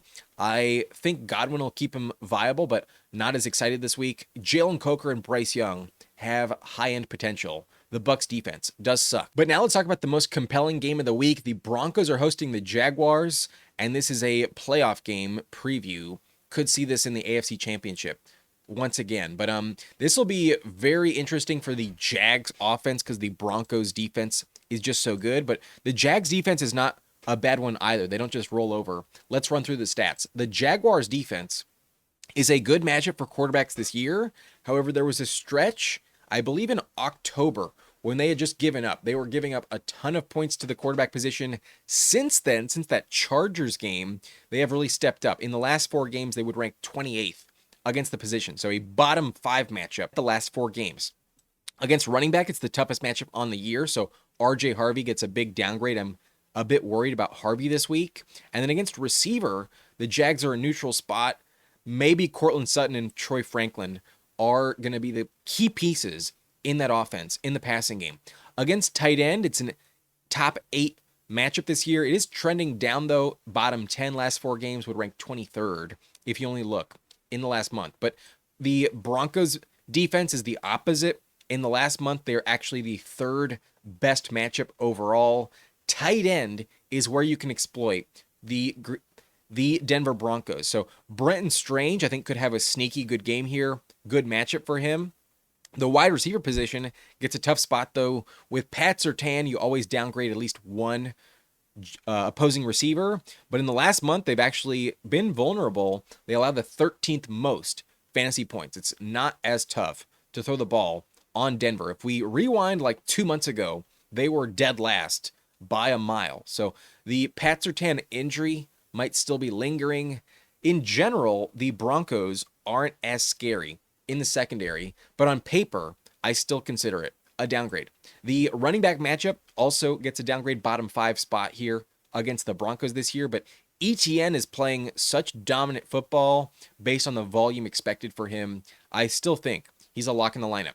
The quarterback position, though, is not an upgrade against Denver. On the year, it's been the 28th toughest matchup, and that is bottom 5 overall. However, if you look a little closer, just like receiver, in the last month, it's trending up. The injury to Pat Surtain has opened the door. Last 4 games, the Broncos have given up the 13th most points to the position. So slightly above average, a neutral matchup, but still, it is not as scary as of late, perhaps you're not that terrified. So let's run through the players you're starting. I think Cortland Sutton is a very good play. The Jags defense is vulnerable to opposing receivers, and Sutton played lights out last week. I think another touchdown is probably a safe bet. I think this game is kind of high scoring, and I do trust Cortland Sutton in the passing game. But the player I probably trust the most is Travis Etienne. Despite a very tough matchup against Denver, I kind of don't care. If you have Etienne, you have to start him. He's playing too well to fade. But last week, the matchup against the Jets was definitely what we were chasing. However, Baishal Tutin is doubtful, and that probably leads to like 30 touches for Etienne. The volume will be insane. The floor is pretty safe. Trevor Lawrence, though, I'm going to start. The Broncos matchup is trending up right now, and last week he was the quarterback one with 40-plus points. If he got you this far, I would keep starting him. I don't think I can fade Trevor Lawrence. So based off of last week, I am willing to dismiss this matchup a little bit. Definitely not ideal, but I think Trevor Lawrence has played too well in his last 5 games. He is a top 10 play in fantasy. I would keep starting him if I have him. I'm also going to start Bo Nix.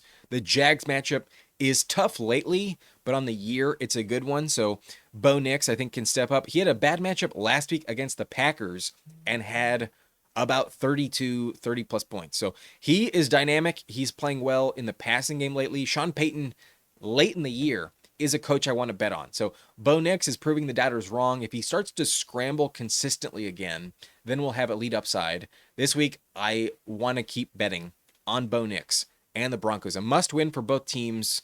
I think the Broncos will step up. So start Bo Nix, start Trevor Lawrence. The matchups are tough, but at the moment, I'm not willing to write them off. I don't think I want to bench Lawrence or Bo Nix this week. Troy Franklin, I think, is also worth starting. Had a great game last week, and this matchup is good for receivers. So just like Cortland Sutton, I think Franklin will be an important part of the offense, and I think he's at worst a very high-end flex play. I do think he's going to be a top 25 option this week. I like the upside a lot against the Jaguars. Similar to A.D. Mitchell, I think he'll play well in this game. R.J. Harvey, though, I'm a bit worried about, definitely more on the lower end of the spectrum. Just like Etienne, though, despite a downgrade, I'm not going to write him off entirely. I think Harvey still gets enough volume to trust. Touchdowns seem to go to him pretty consistently. He has a clear goal line role, and Sean Payton likes to use the running back position. So since Dobbins has gone out, R.J. Harvey's pretty safe.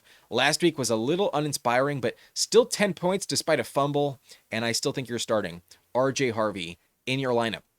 But the Broncos defense is a tough endorsement this week. I think they're going to crack my top 12, but definitely a downgrade based on where you normally would rank Denver. They're a great defense, so maybe you're not going to care, and odds are you're still going to start them. But definitely a bit worried against the Jaguars. That offense has been good. The Jags know how to play, and they have a good offense that can score. So Denver, a little less valuable this week, but still at home in altitude weather. Probably going to start them, but maybe off the wire if you can get the Saints. That's a better play. Brian Thomas Jr. is a tough endorsement this week. I think I'm going to rank him high enough to flex, but yikes. Against Pat Surtain, it's always a big downgrade, and at times, Brian Thomas has looked like shit this year. But since he's returned from his injury stint, he's looked good. Last week, he was very dynamic. That was against the Jets, though, so this is a much tougher spot, and maybe you don't want to fully believe in it, but I feel like benching him is also the wrong choice to be making. So I'm probably going to flex him, but a little worried about the matchup. Meanwhile, Jacoby Myers is on a heater, and last week didn't score a touchdown, but still had a great game. So I'm probably going to start him. I think the Trevor Lawrence connection is too good. Just signed a contract extension. They like him a lot. He's playing well. I think he's legit. I think he's going to be fine, but not amazing. Probably not going to crack like 13 plus points. I doubt he finds the end zone, but should be fine from a floor perspective. An okay flex option, in my opinion. Brenton Strange gets an awesome matchup. The Broncos are really vulnerable to tight ends lately, a top 3 matchup in the last 4 games. So I want to upgrade him significantly, but he has kind of faded at times. It's a bit random in Jacksonville where the ball's going to go. So a little worried about it, but I want to upgrade him. Definitely more of an interesting higher end flex play at tight end given the matchup. But Evan Ingram gets a tougher spot. The Jags are playing a bit better against tight ends, so not going to trust him. At times he plays well, but rarely finds the end zone. More of a floor play. And then in bad matchups, he plays dog shit. I'm worried about Ingram. I'm probably going to bench him, but has upside, definitely an interesting swing. My long shot, but I do think you should bench him in this game. My long shot for the Jags is LaQuint Allen, who will mix in behind Travis Etienne as a pass catcher in this offense, because Baishal Tootin right here, he's doubtful he's not going to play, so that does open the door for someone else. And Liam Cohen does use the backup running back quite often. So LaQuint Allen is someone I liked coming out of college, kind of a pass catching specialist, more involved on third down than anything else, but especially in full PPR, could have some interesting value.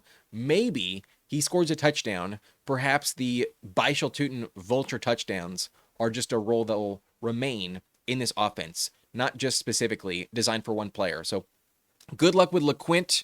Doubt you're going to pick him up, but in DFS, I could see him score a touchdown and play vulture to ETN. But the Jags defense on the road at Denver, going to pass. I think the Broncos offense plays well. So despite their value this year, I don't think it'll be worth it this week. They're opportunistic getting turnovers, but against the Broncos, that doesn't happen that often. Parker Washington factors in a little bit, but definitely behind Jacoby Myers. Bad matchup, so got to bench him. Tim Patrick also got a bench, pretty irrelevant this season.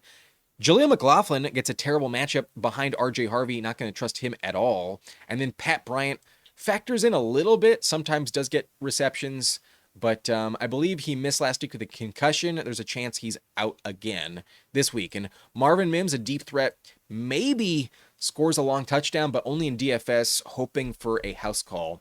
Otherwise, you'll get burned. So that's it for this game. I think I want the quarterbacks, I want the running backs, and I want the Broncos pass catchers. I think Sutton and Franklin will play well, but Thomas scares me. Myers has played well enough to still flex. And then Brenton Strange, I think, has the highest upside this week, biggest upgrade for any position of the Jags offense, but against Denver, a little tough to endorse. The Broncos defense, I think, is a less safe option this week. Now let's talk about the Cardinals hosting the Falcons, and honestly, I think this game might be the highest shootout of the week. There is going to be no defense whatsoever. The Cardinals are depleted. Their injury report is insane. It feels like half of their roster is out or on IR. So Arizona is not going to put up any fight at all. And then meanwhile, the Falcons have been eliminated. And although their defense is bad, their offense is awesome. So they will exploit the Cardinals defense pretty well. And then I also trust that Jacoby Brissett will light them up in the passing game. The Falcons defense stepped up against the Buccaneers, but that was to play spoiler against a division rival. And they kind of have their number. It's a different story across the country against the Cardinals. So in terms of matchups, a neutral spot for Jacoby Brissett, but he's been money in the bank, so not going to downgrade him. Against running backs, though, the Falcons are stepping up. They're actually limiting running backs very well, but the Cardinals have no run game. We're not trusting them at all. In the last month, Atlanta is the toughest running back matchup overall. Just ask Bucky Irving last week, and I wouldn't trust an Arizona running back in this game. But against receiver, it is the opposite proposition. Top 9 matchup this year, top 4 in the last month. It is elite. So great spot for Marvin Harrison Jr. and Michael Wilson. And then against tight end, it is the only tough spot, 31st overall. So maybe Trey McBride gets a slight downgrade, but he's a stud matchup proof. I wouldn't care about it whatsoever. Against Arizona, Kyle Pitts gets a top 5 matchup, so he should dominate yet again. Against receiver, Arizona is giving up the 17th most points. Last month, it's up to number 11, so also a good spot for someone like Drake London, who I think will return to the lineup. And then running back gets a top 5 matchup, so Bijan should dominate. We saw Woody Marks and Jawar Jordan play well last week. And then against quarterback, it's top 17, so neutral. But last month, it's up to number 5. Like I told you, that Cardinals defense is depleted, and they're a great spot across the board. So I want to start everyone in this game. I really think it's a massive shootout. I think the final score is going to be like 44-42. Neither defense will show up. So a lock in the lineup is always Bijan Robinson, definitely a top 3 running back this week. I think he could be the RB1 overall given the matchup, I love Bijan Robinson, but sometimes he gets vultured by Algier. I don't expect that to happen. Bijan should be elite. Drake London, I believe, will play. At the moment, it's not a guarantee, but he's starting to practice. I think he'll come back, and if he's active, you want him against Arizona. You also always want Trey McBride, a lock in the lineup. And then opposite him, Kyle Pitts had the best game of any tight end in the last 30 years. And against Arizona in this matchup, you definitely want to upgrade him as well. So love Kyle Pitts, going to play lights out again. And then Marvin Harrison Jr., I think will play. This is Michael Wilson's picture. I fucking swapped the names again. I did this last night when I was sleep deprived, and it is showing. I made a mistake with the captions here. But Michael Wilson and Marvin Harrison Jr., both of them I think are worth starting. The Falcons defense is a top 4 matchup last 4 games. So Michael Wilson has been a stud. I'm going to trust him, no doubt about it. And even though Harrison will return to the lineup most likely, I don't care. I'm not benching Michael Wilson or Harrison. I'm starting both of them. I'm definitely trusting Jacoby Brissett. He's been lights out, chucking it like crazy. The passing game will be on display by both quarterbacks. Brissett has been money in the bank, at least 20 points every fucking game. So against Atlanta, I think he could crack 30 plus. Trusting Brissett, definitely a top 10 play.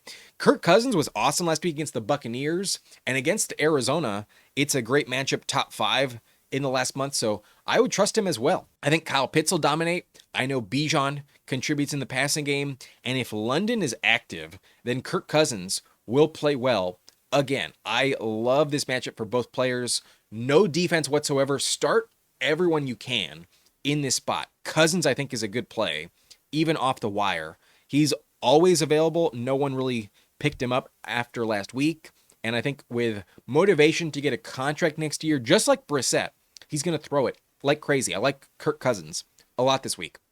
But Michael Carter is the go-to option at running back. However, the matchup is terrible. I'm going to bench him, but the volume is interesting enough to be in the flex conversation. But very low-end option outside my top 30. I'm likely going to tell you to bench Michael Carter, but could see the volume carry you a little bit. Tyler Algier, also a low-end flex play, could score a touchdown, but in general, hard to trust. This matchup, though, is good, and I could see garbage time factor in. Maybe Algier plays spoiler, and some of those receivers aren't as safe to trust. If Algier scores a touchdown, then Cousins might not be awesome, but I still think Algier is fine, even without it. David Sills had some targets last week. He's the long shot, but with London coming back, I'm not going to trust it at all. And then Corey Kiner is the backup running back to Michael Carter. They have Bam Knight on IR. He's out. Greg Dortch is out, so they're not active. And then DeMarcado had like 1 target, 1 touch last week. He was behind Corey Kiner, who's behind Michael Carter. So not trusting a Cardinals running back at all, but wanted to mention who the handcuff is. It is weird in Arizona. But I'm not starting either defense. I told you this game is going to be a shootout, so not trusting Arizona at all. And then the Falcons have a better defense, but they've also kind of quit. They're going to give up a lot of points to the Cardinals themselves. But Darnell Mooney has been dog shit with London coming back. Don't trust him at all. I kind of feel like David Sills has higher upside, given Mooney has been so bad. So that's it for this game. I want to start everyone I can. The obvious studs in the Falcons and Cardinals offense have to be in your lineup. Bijan, London, Pitts, McBride, Harrison, and Wilson.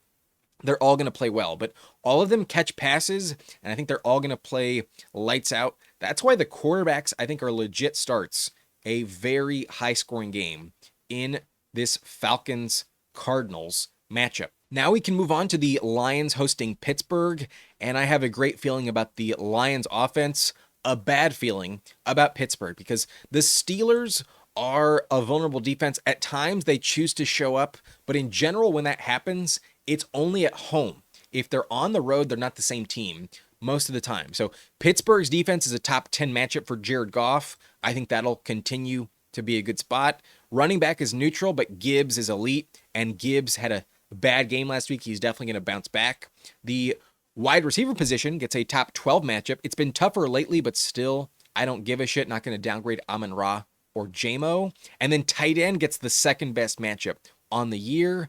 However, there is no tight end worth trusting in Detroit.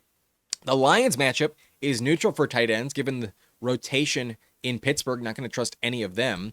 For wide receivers, though, it's the second best matchup this year, and in the last 4 games, it would rank number 1 overall. So massive upgrade for DK Metcalf. Maybe even another receiver has a good game against Detroit. Running backs, though, have a terrible time against the Lions. On the year, it's the 29th ranked matchup, so bottom 4. In the last month, though, it is neutral. It would rank 16th, and that isn't as scary at all, but still not ideal. They know how to stop you on the goal line, and that's where the upside is capped. But quarterback does play well against Detroit. Top 4 matchup here. Maybe Aaron Rodgers does have an awesome game, but there's no way I'm benching Gibbs. I think Gibbs is the best player in fantasy this week. He has a weird trend going on where the last 6 weeks, he has one game with no touchdowns, and then the next week he has 3 touchdowns. The following week, there's no touchdowns again, and then the week after that, there is 3 touchdowns. Guess what happened last week? He had no touchdowns. That means he will pop off for another 3 touchdowns this week. Maybe it's not going to be 3, but I wouldn't be surprised at all if it happened.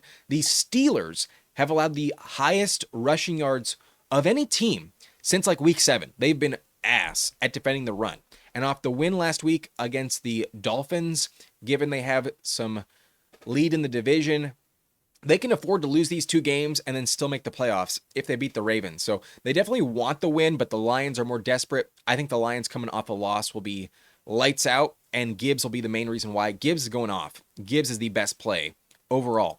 Amon-Ra was elite last week. The matchup isn't as good, but I still trust him. Definitely not going to fade. Amon-Ra, St. Brown. Jamison Williams also playing out of his mind and great usage down the field. Feels like 100 yards is a lock for JMO right now. So he's been a top 10 receiver last couple months, and I do expect that to continue. Not going to bench Jamison Williams. And given the 2 of them are going to play lights out, I'm going to trust Jared Goff. Against the Steelers, it's a good matchup.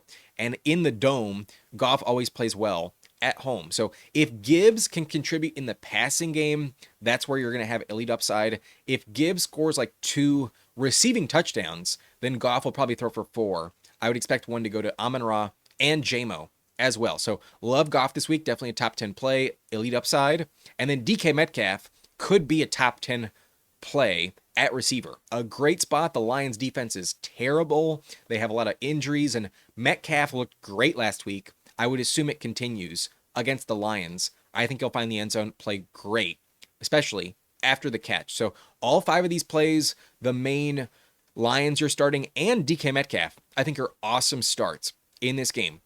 But Kenny Gainwell, a high-end flex play. I think given the garbage time potential, I think in the passing game, you could get a lot of work in the checkdown department from Kenny Gainwell. I think he'll be the better play than Jaylen Warren. But on the year, it's been a bottom 5 matchup against Detroit. Definitely a tough spot, but I do think Gainwell has the upside to pan out. He's been getting good looks out of Aaron Rodgers in the passing game. But Jaylen Warren, I think, is still the main running back, but he's mainly used on the ground, not as much in the passing game as Gainwell. And given this matchup specifically, I think it benefits the pass catcher a little bit more. So this week, I'm going to rank Warren right behind Gainwell, but not far behind. They're going to be very close, around RB 22, 25, something like that. Maybe lower end flex plays.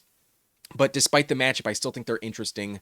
I would trust Gainwell a little bit more, though, to find the end zone. I think that's a safer bet, just a little bit, because it's in the passing game. But Montgomery could play well as well.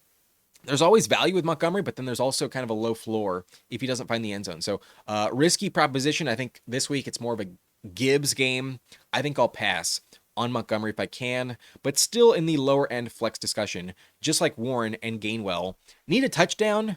Without it, you might only get 6 points, but with it, you could also go well over 15 points. There's upside for sure with Montgomery. But Aaron Rodgers, I want to upgrade as an interesting start, but given the depth at quarterback this week, I doubt he's going to crack my top 15. I just don't think he'll find his way into my starts at the position. I don't think I'm going to rank him high enough, but the matchup's good. It's an upgrade for him. So in Superflex, definitely plug him in, but without multiple touchdown passes, I don't think you'll get enough yards to carry you. Rodgers needs touchdowns. Without it, he's a bit capped.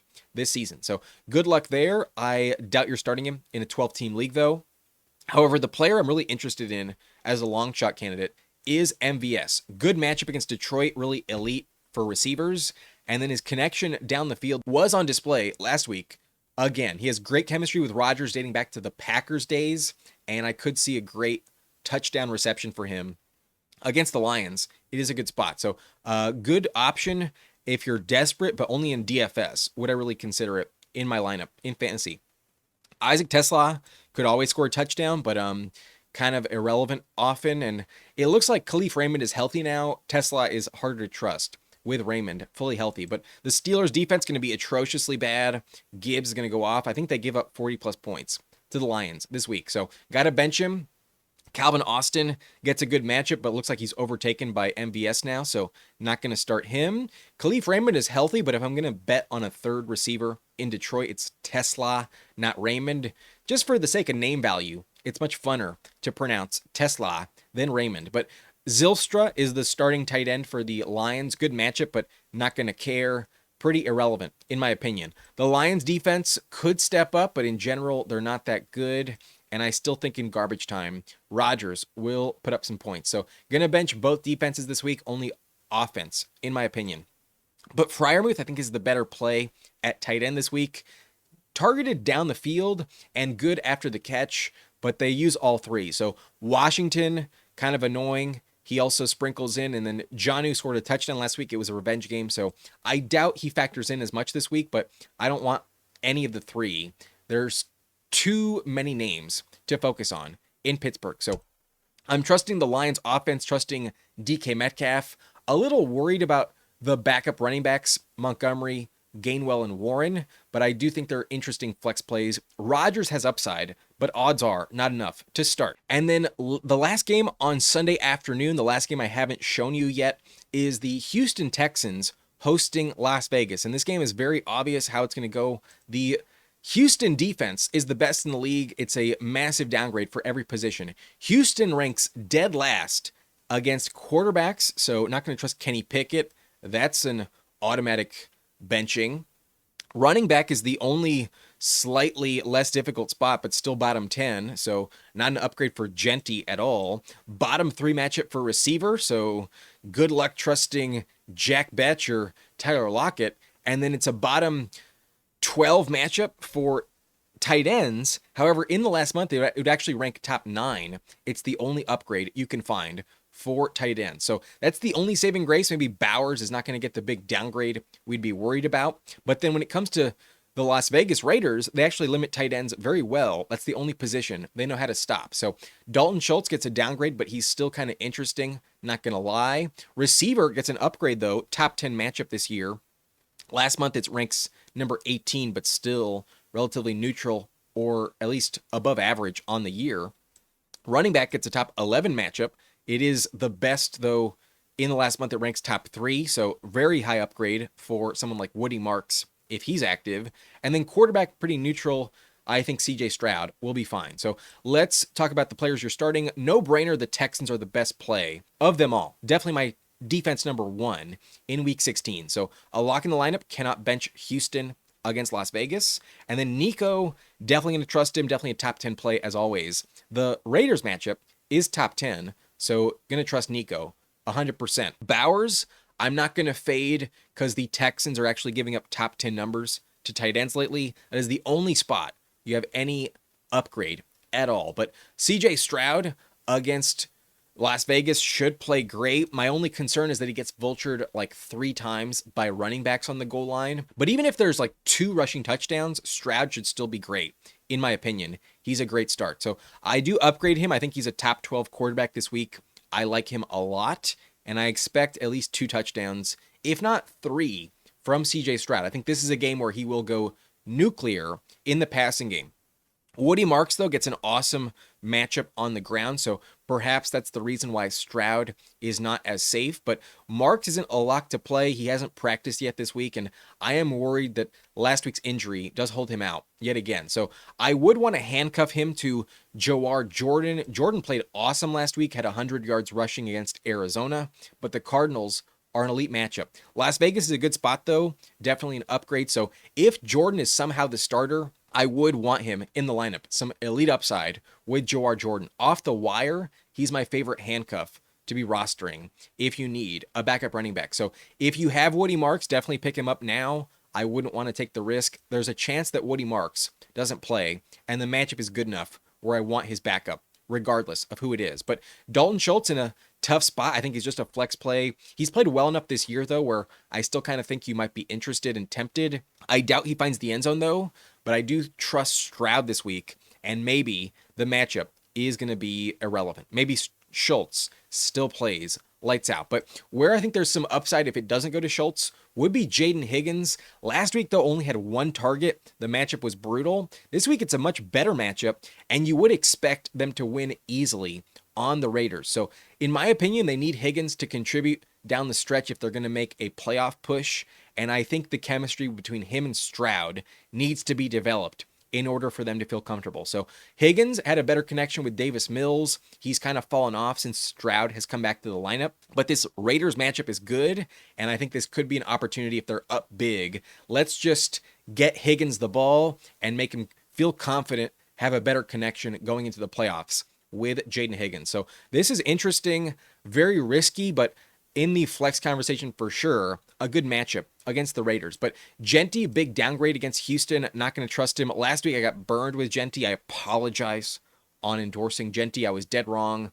That Eagles matchup was good, and I got fooled by the stats. So good luck there, but I think Genty is worth benching most likely. I would fade him. Just a low-end flex play. But there is a world where Jordan gets the start, so he's my long shot. Definitely worth rostering as a handcuff to Woody Marks, or even as a bench stash. I would hate to lose because my opponent started Jawar Jordan. But Xavier Hutchinson, I think, could be an interesting long shot candidate. Definitely some touchdown upside this season. And maybe Jaden Higgins is not a safe bet at all. But I'm not going to trust Christian Kirk. Definitely fading him along with Jalen Knoll. Neither of them have any value in my opinion. And although Nick Chubb is coming back to the lineup, it looks like he's healthy enough to practice this week.